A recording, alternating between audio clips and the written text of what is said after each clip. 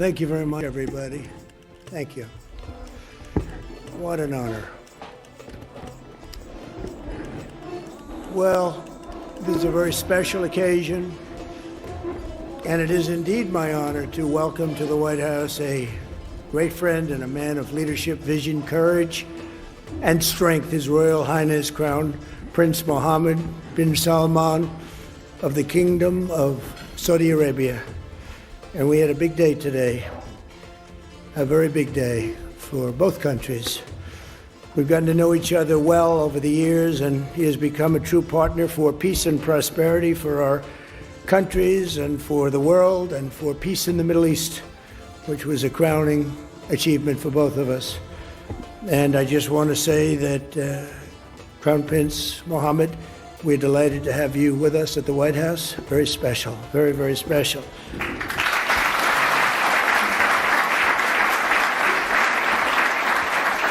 I'd like to also express my gratitude to our wonderful First Lady for organizing this beautiful evening. She worked hard on it. Thank you very much, Melania. Thank you.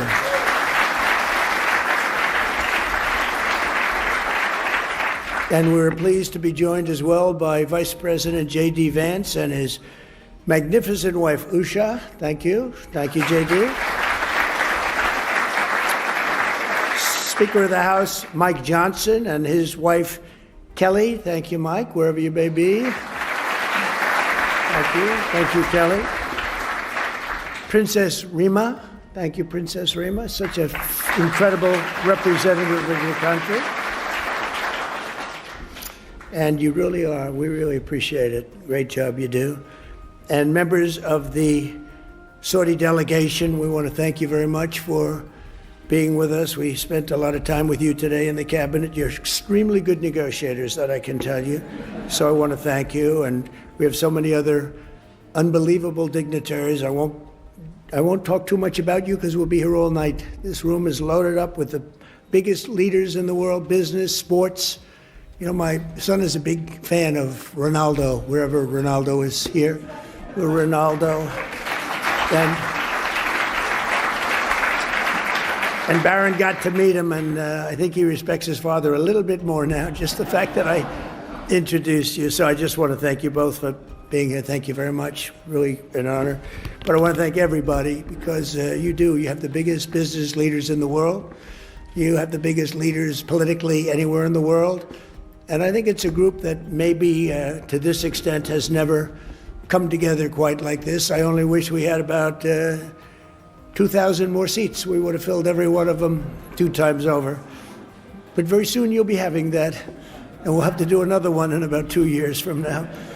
But we really do. We appreciate it very much. It's a special privilege to welcome His Royal Highness to Washington this year as we mark the 80th anniversary of the first meeting between U.S. President and a Saudi king. 8 decades ago in 1945, President Franklin Delano Roosevelt met with the Crown Prince's own grandfather, the founder of the Saudi Arabian incredible country, and that was King Abdul Aziz on the deck of the U.S. Navy cruiser, and a beautiful one at that, and it's become known for that meeting all over the world. The two became immediate and warm friends, and in fact, when we were walking down the Presidential Walk of Fame today, I said, so which one, other than Trump, of course, because Trump absolutely is number one in this category, meaning friend to Saudi Arabia. I said, which is the greatest of the president's friends of Saudi Arabia? And I think you said, very truly, Franklin Delano Roosevelt. Now, he's a Democrat, so I don't know. Roosevelt, now, he's a Democrat, so I don't know. But I understood it, and it's true. He was a great friend, and right now you have the best friend you've ever had. But ever since, our countries have been enduring partners, and together this evening, we're making that partnership closer and stronger than ever before. And we've never had the relationship, our countries, like this. We had four great years, but things happened today, and documents were signed, and we went through a lot during the first 9 months. And we have a very different Middle East than we had when I first came into office, like I would say day and night. As I saw during my wonderful visit to the kingdom in May, With the Crown Prince's help, Saudi Arabia has made extraordinary strides and grown into an economic engine and really a modern-day miracle, an amazing transformation, and all for the good. This opening up of the new avenues of cooperation between the United States and Saudi Arabia is really unprecedented. And on that trip, Saudi Arabia announced that it will invest an incredible $600 billion. That means jobs. That means jobs. It's also good for your companies, but I'm only interested in the jobs for your country. I'm not interested in the profits, but I guess the profits are there too. But $600 billion in the United States. And today I said, any way you can up that? And he said, I am going to up that to $1 trillion. So he's investing $1 trillion into the United States. To say it, but a lot of people have said it after. He said, 1 year ago, we thought your country was dead. And now you have the hottest country anywhere in the world. We are the hottest country anywhere in the world right now. So I want to thank you for giving me one of the most effective lines that I have. And I quote you, and I quote some others, but I always put you up at top. But many people have said that. This week, we're also signing exciting agreements on civil nuclear energy, critical minerals, and artificial intelligence, numbers that nobody's ever heard of before.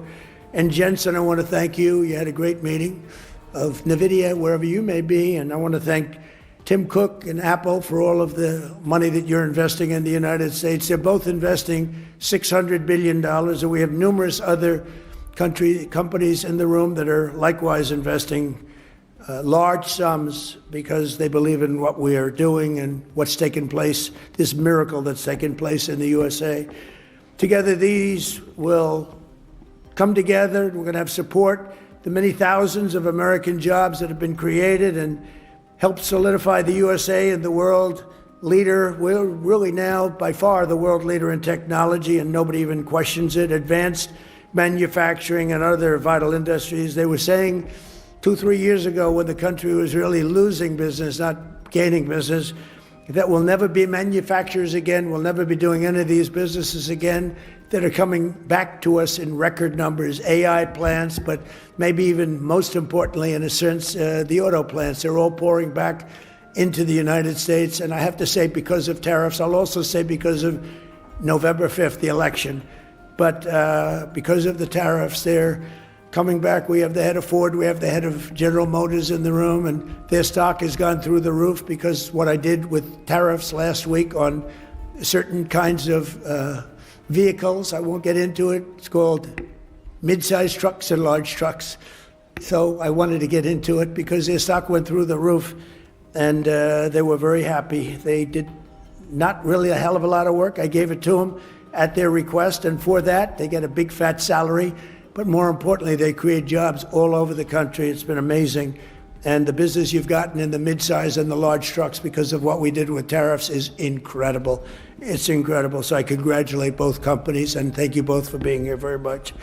And as we announced in May, Saudi Arabia is also making an enormous commitment to building up its own defense capabilities with the largest arms purchase in history, nearly $142 billion worth of American military equipment and services. And as I've said many times, and we've demonstrated just a short while ago, but quite a bit, we make the best military equipment in the world by far. We make the best jets, the best missiles. We make the best military equipment in the world. There's nothing even close. But this will mark and make both of our nations safer and cement the kingdom's role as a key force for stability and security in the Middle East. And they are, I think right now I can say, with what we did with our beautiful B-2 bombers going in and obliterating a very serious nuclear threat, which would have taken place in about a month from that date. They were ready to go. They're not ready to go anymore. They'd like very much to make a deal with us, and they call us, and we'll end up probably doing that. That's Iran. But when you really think about it, Your Majesty, I think that this is the best in terms of safety. Saudi Arabia has never been as safe as it is right now. You always had a little cloud over your head, and sometimes that cloud was very big. That cloud is not there anymore, and we want to keep it that way. So that's why tonight I'm pleased to announce that we're taking our military cooperation to even greater heights by formally designating Saudi Arabia as a major non-NATO ally, which is something that is very them. And I'm just telling you now for the first time because I wanted to keep a little secret for tonight. I just heard him say, "Oh, that's nice." That's another point you won today. And signing a historic strategic defense agreement, which we just signed a little while ago. So congratulations. It's great.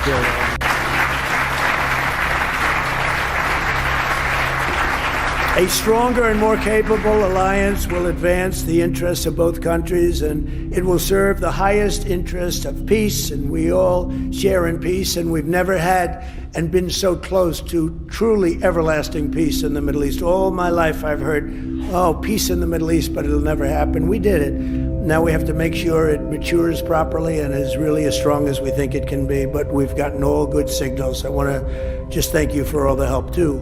I want to thank the Crown Prince for the role he played in the transformational peace deal that was achieved last month, and so many of the other things that happened to end the war in Gaza. Gaza, while it looks a little bit messy, it has for many, many years, I will tell you, many decades, but it's getting very close to being perfected.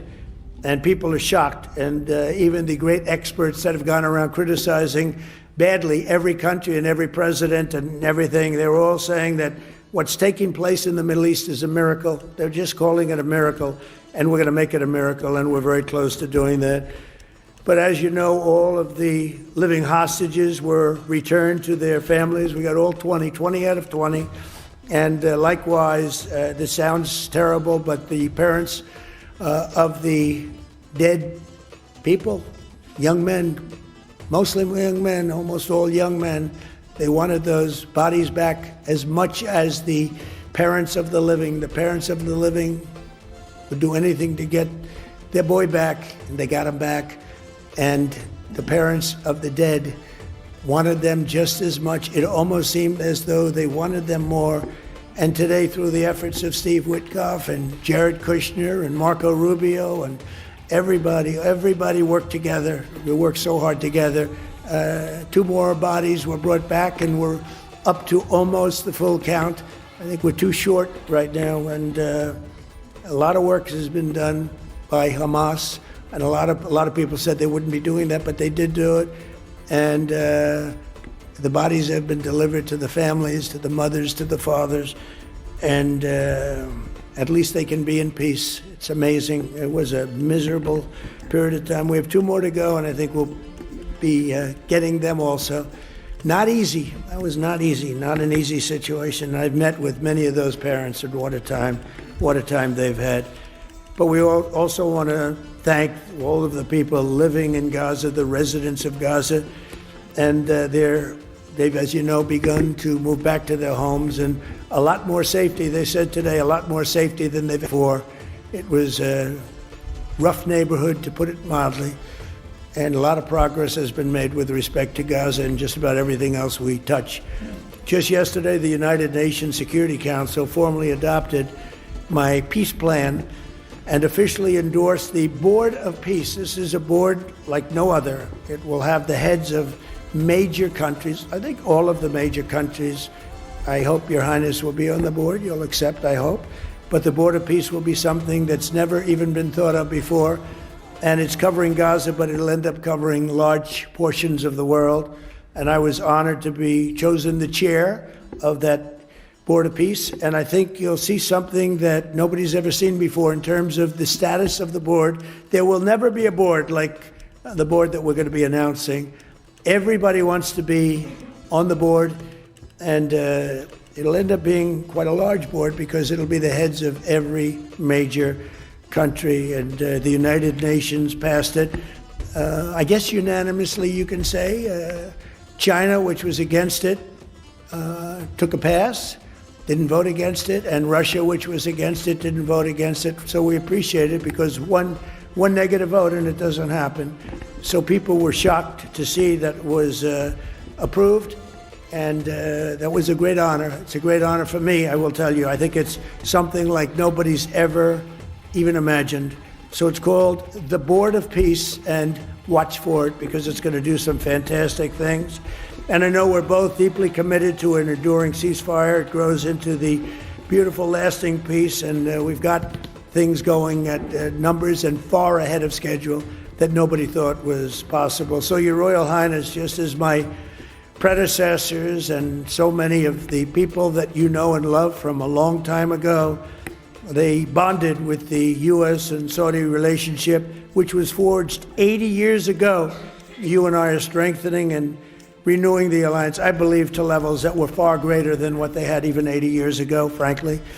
And we pray that we will be celebrated by our own descendants some days for this incredible relationship that's been built between the United States of America and Saudi Arabia. Someday they maybe will talk about us as being two wonderful men. Forget about great. Wonderful is okay. But two wonderful men that did tremendous work for their countries, and that bond is very important. Our friendship and blessings to America, to the Kingdom of Saudi Arabia, and to the world stand out and will always stand out to me. So I look forward to working with you, and we'll be here for 3.25 years. For the Trump, that's like an eternity. You know, for somebody else, that doesn't sound long, but we love doing it. We love, you know, we have an expression, make America great again, and that's what we're doing beyond what anyone even thought possible. So I just want to thank you for being a very big part of it. And I want to thank you for a $1 trillion investment and contribution toward our country. That's a lot of jobs. Thank you very much. Thank you. Please.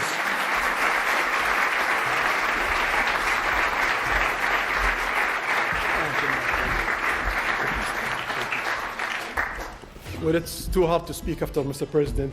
No one speaks better than him. But first of all, I will start with thanking Mr. President for the warm and great welcome that we have today. We feel home, and this relation started around close to 9 decades ago with Roosevelt and King Abdulaziz, who established the modern Saudi Arabia. Also, I've known that America is almost celebrating 250 years of establishment, and also in 2 years we will celebrate in Saudi Arabia 300 years of establishing Saudi Arabia. We've been since the last 9 decades working together in many areas. During the World War II, we was a major supplier for oil. During the Cold War, countering extremism, terrorism, but during that time, we've been also working on a lot of economical opportunities. But today, it's a special day. We think the horizon of the economical cooperation between Saudi Arabia and South America, it's bigger and wider in many areas. We've been signing a lot of agreements that are going to open the door to develop the relation deeper in many areas, and we're going to work on it. We believe the opportunities is huge, so we're going to focus on implementation and keep increasing the opportunities between our both countries. So thank you again, Mr. President. Thank you.